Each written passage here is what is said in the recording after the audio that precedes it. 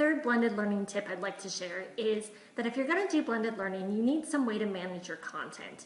And a lot of the times that management comes via the cloud because students are using technology in one form or another. Whether you have stations, whether you have one-to-one iPads, whether you have a lab that you're using, students are using technology. So the content should be housed in some kind of learning management system. In my class, I use Haiku and Google Classroom in conjunction with one another.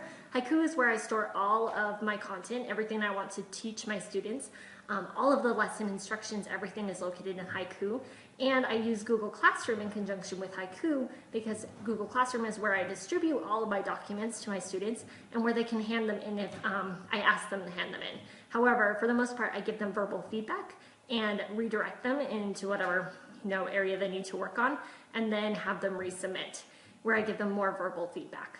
So that's how I use learning management systems in my class to really help manage the content in my class and distribute it to students.